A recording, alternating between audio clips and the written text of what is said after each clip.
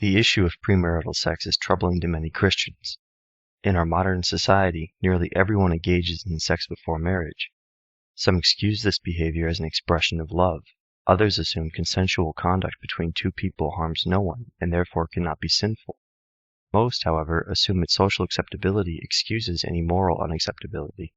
In modern relationships, abstaining from sex until married seems impossible. Generally, one or both members of the relationship would not continue in a relationship unless sex was permitted. The common objection to premarital abstinence is, how am I supposed to date someone long enough to marry them without allowing sex? To fully answer this question, we need to separate the question's two implied conditions. Is premarital sex a sin if marriage is not expected, assuming the relationship will probably be temporary? And is premarital sex a sin if marriage is expected, assuming the relationship will be permanent?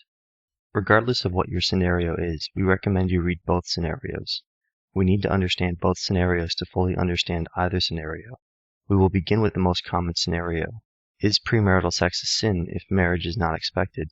The foundation of every law is personal protection and protection of others. These laws, a violation of which we call sin, are the laws that will govern heaven. Violating these laws will result in a life less pleasing than one would experience in heaven.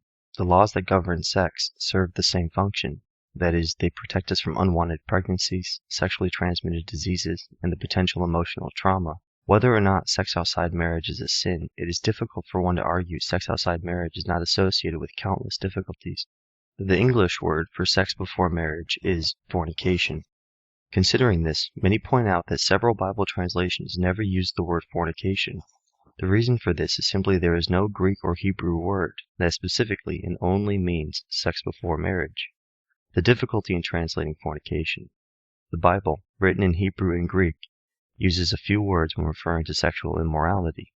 The Old Testament, Hebrew.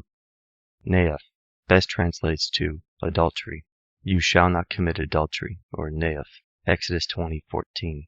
Zanut, best translates to prostitute or fornicator. Do not degrade your daughters by making her a prostitute, or zanut, or the land will turn to prostitution and be filled with wickedness. Leviticus 19:29. Zana, best translates to be sexually immoral through fornication, whoredom, or to be a harlot. While Israel was staying in the Shittim, the men began to indulge in sexual immorality, zana, with Moabite women.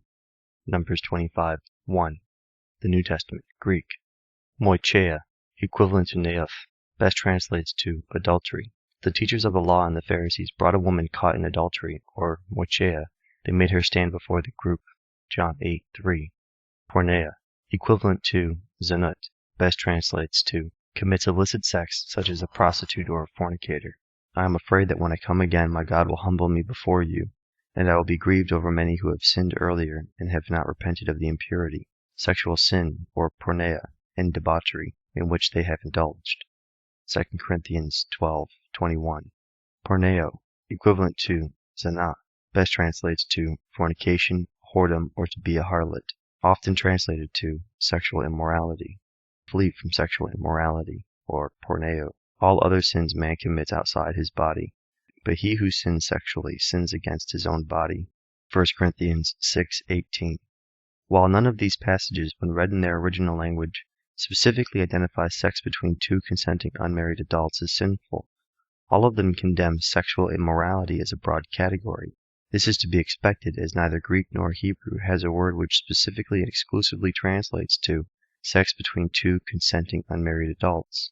The lack of a specific word for fornication makes its inclusion into the category of sexually immoral difficult to assess.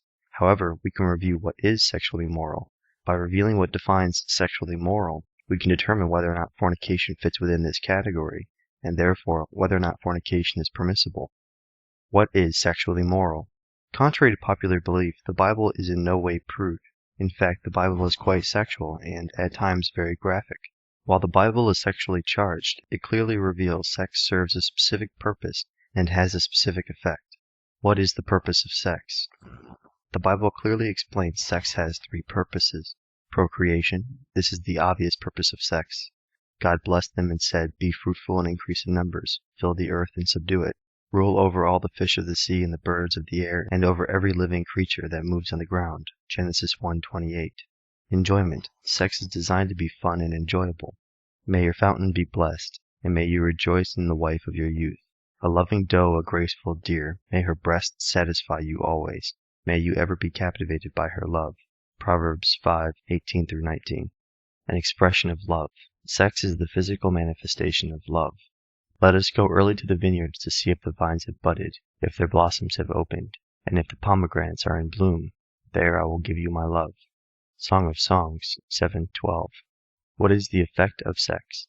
Aside from the obvious effect of sex, producing offspring, according to the Bible, sex has another effect, unification.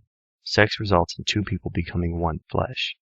They are united by God. In other words, they become married. For this reason, a man shall leave his father and his mother and be joined to his wife, and they shall become one flesh. Genesis 2:24. Do you not know that he who unites himself with a prostitute is one with her in body? For it is said, the two will become one flesh. 1 Corinthians 6:16. Is premarital sex a sin if marriage is not planned? The Bible clearly praises sex as a beautiful expression of love. However, it warns us to avoid sexual immorality. Where is the line drawn between moral and immoral sex? Very simply, the line is drawn at marriage. Sex is never immoral when it is between two married people. Sex is always immoral when it involves unmarried people. When two people have sex, they become united as one flesh before God. They become married. If they respect this unification, they respect God.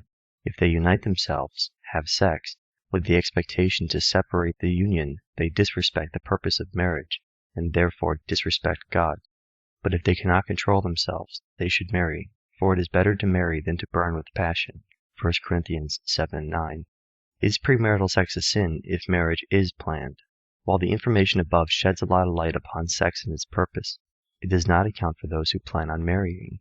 If immoral sex is defined as sex between unmarried people, and the result of sex is uniting two into one flesh, i.e. marriage, is sex still a sin if the two are engaged to be married?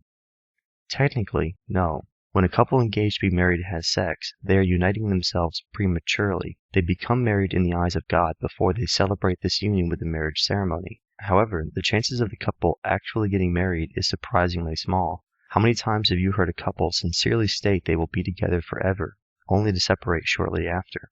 The marriage ceremony is a public declaration to the community, your family, your spouse, and God, that you will respect the consummation, unification by God as a result of sex. If you have not made this public declaration, then you are far more likely to separate. Until you have made this declaration, sex is highly unadvisable and will very likely result in separation. It is not sex that is sinful, it is the separation, the violation of the unification that the sex caused, that is sinful. And the two will become one flesh. They are no longer two, but one. Therefore, what God has joined together, let man not separate. Mark 10:8-9. Marriage should be honored by all, and the marriage bed kept pure, for God will judge the adulterer and all the sexually immoral. Hebrews 13:4.